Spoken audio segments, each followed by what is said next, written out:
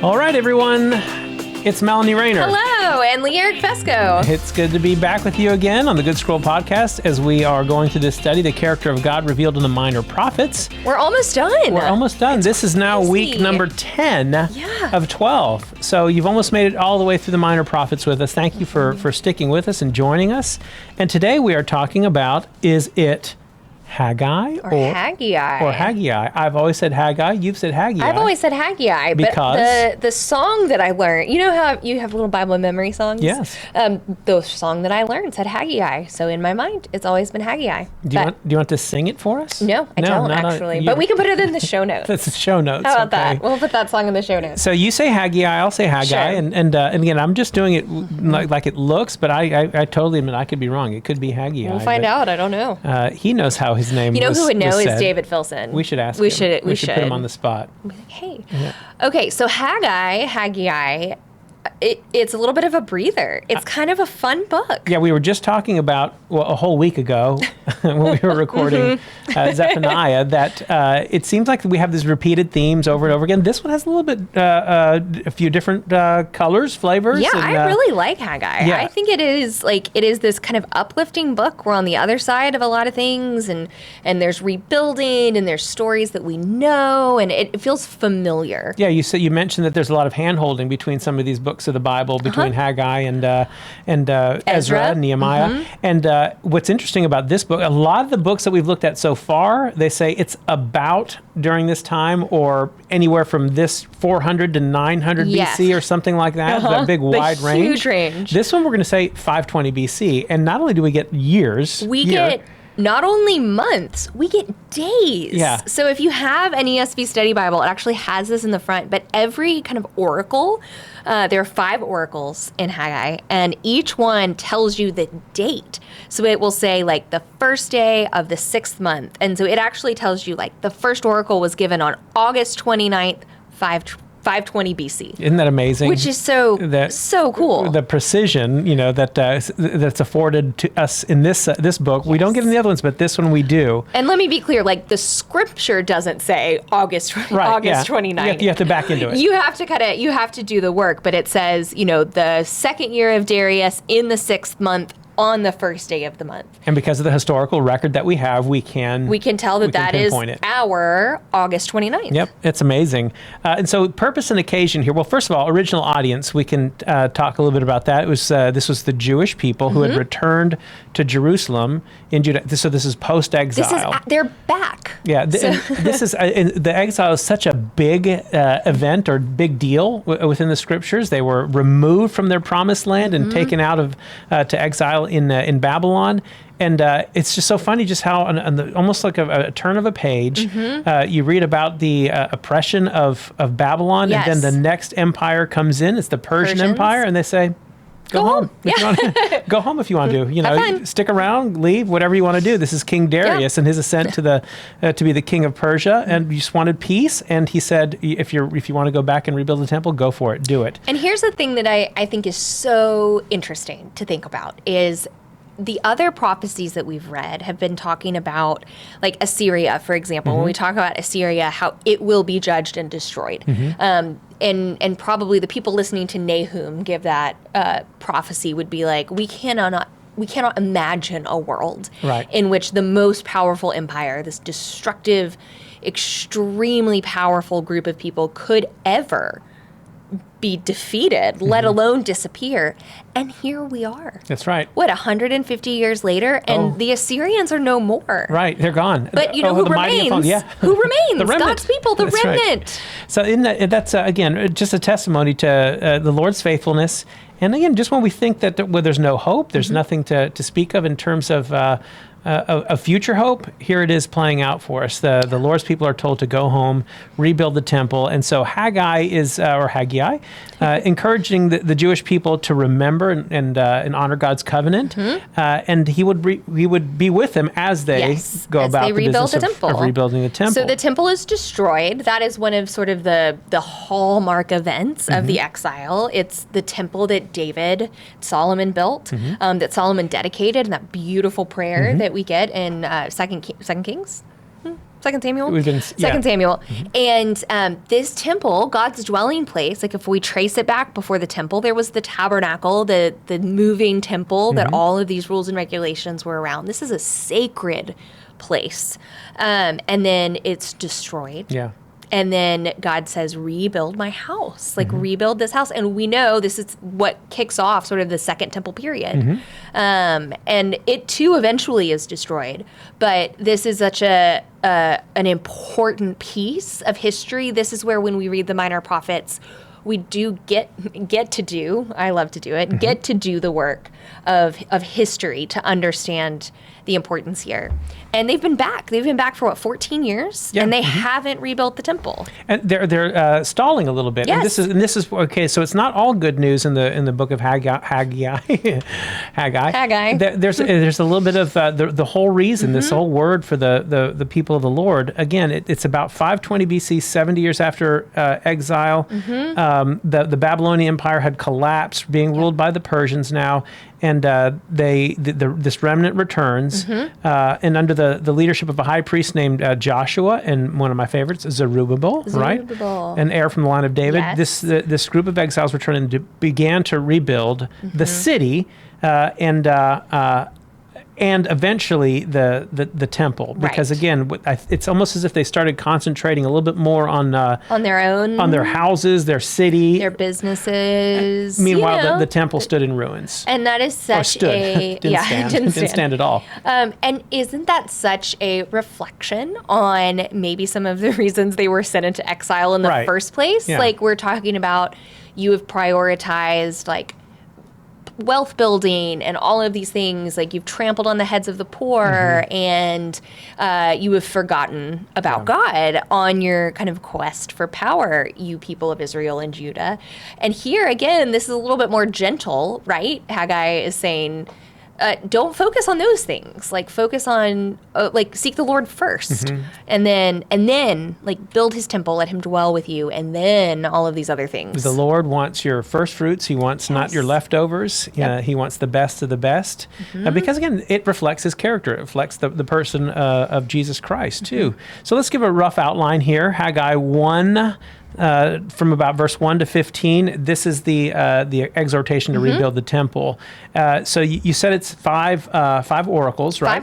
Five oracles. Again, summarizing. So he opens up chapter 1 by sort of that theme of misplaced priorities. Yes. They're focusing on their homes, their city, more than the temple itself.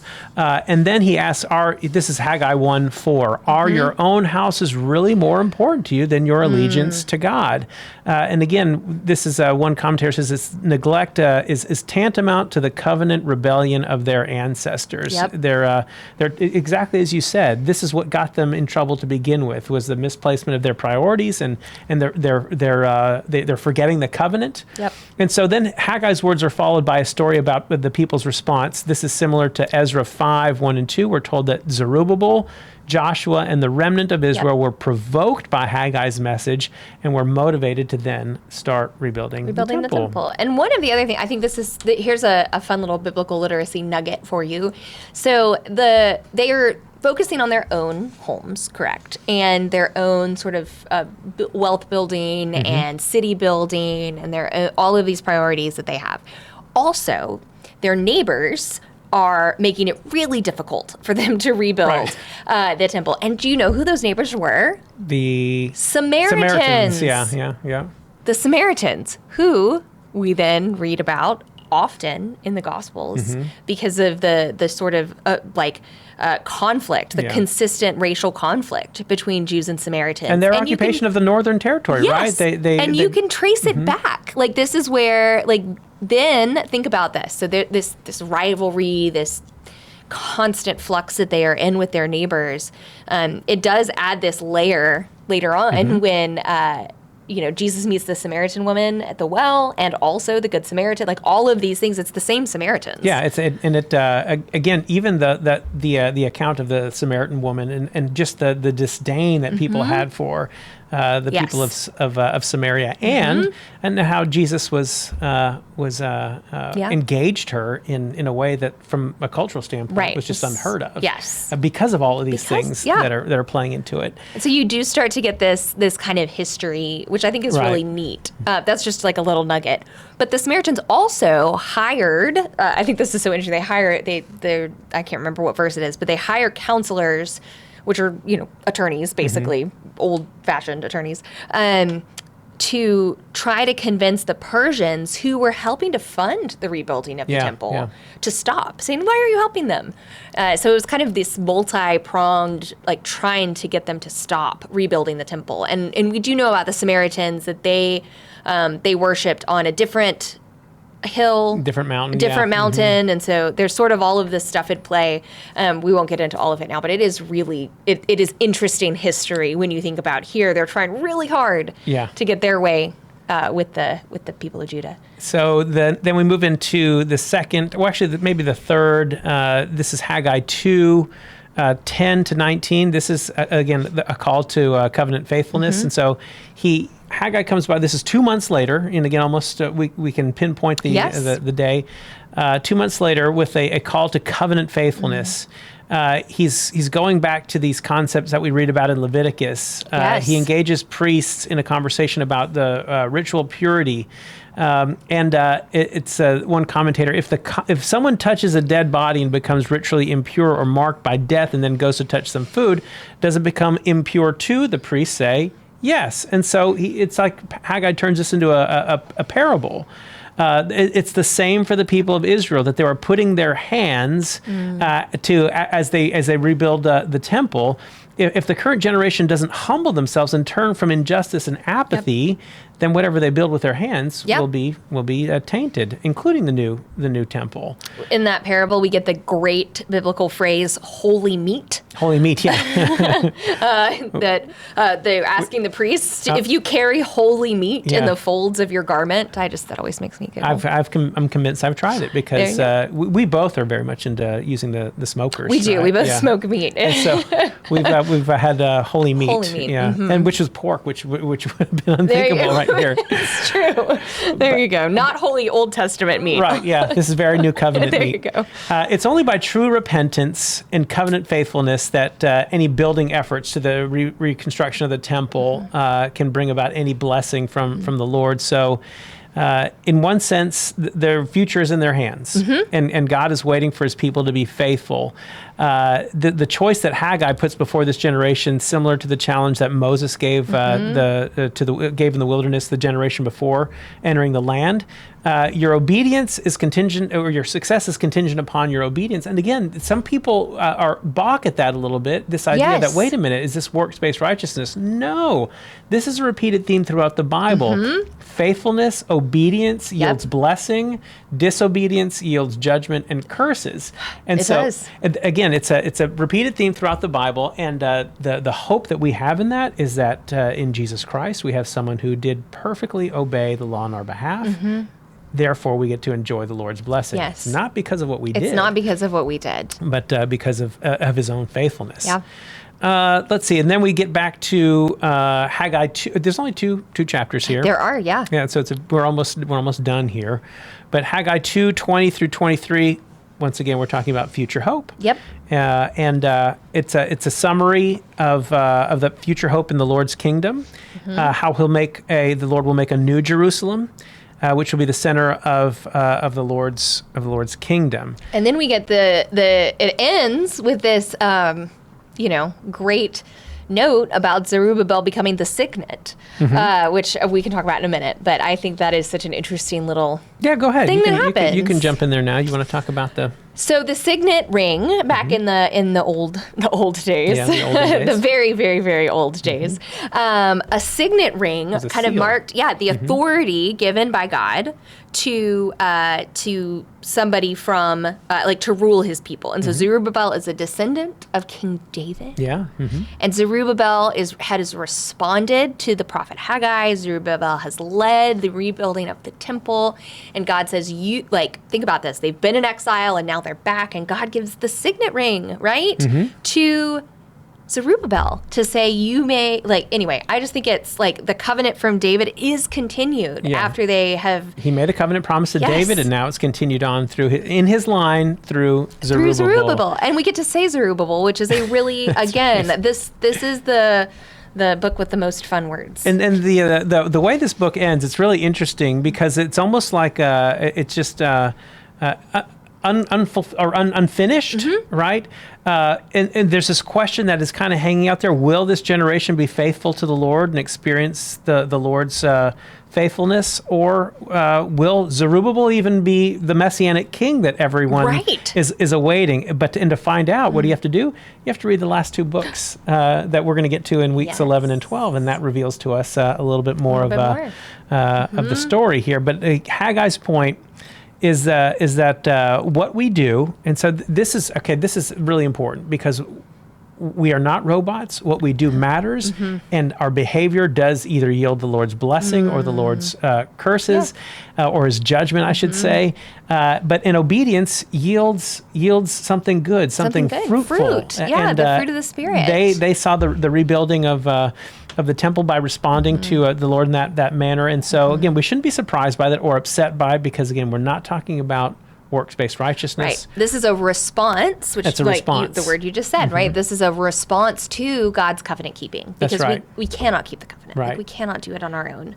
But we can respond to the Lord's goodness and be His people. Right. And again, this is a good, just tie a little bit of theology up into this too. It's the idea that the Lord is the covenant keeper. He is the one that keeps the covenant on our behalf. We think about that imagery of Genesis 17 where it was the Lord that walked through the animal parts as a theophany, a fiery pot. Yeah. And it was Abraham who slept. Yeah. As if to say, I will keep the terms of this covenant. And so in that respect, you and I, as believers, we are justified, and that will never, ever change. We do not believe in works-based righteousness, but the Lord still demands our obedience. Yes. And this is what we can talk about in terms of sanctification. Sanctification, we still have an obligation to obey the law, right? To obey His voice, and to become more like Christ, we do by spending time with Him. We do by studying the minor prophets and other passages of Scripture, and spending time in fellowship with other Christians, and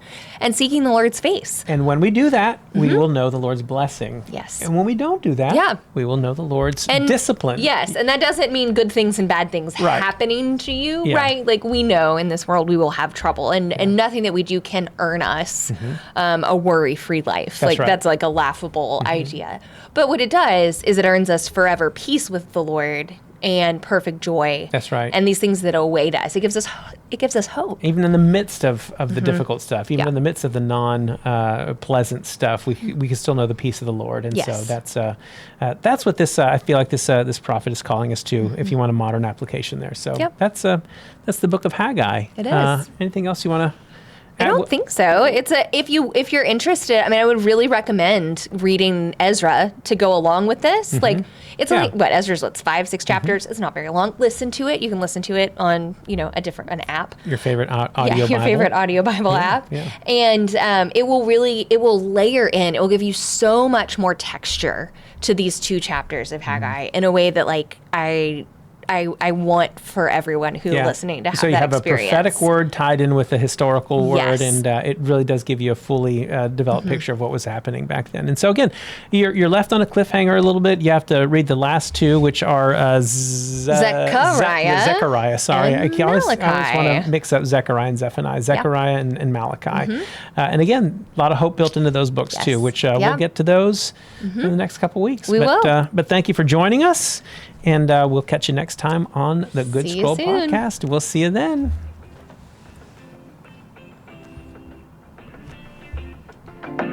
Oops. Uh-oh.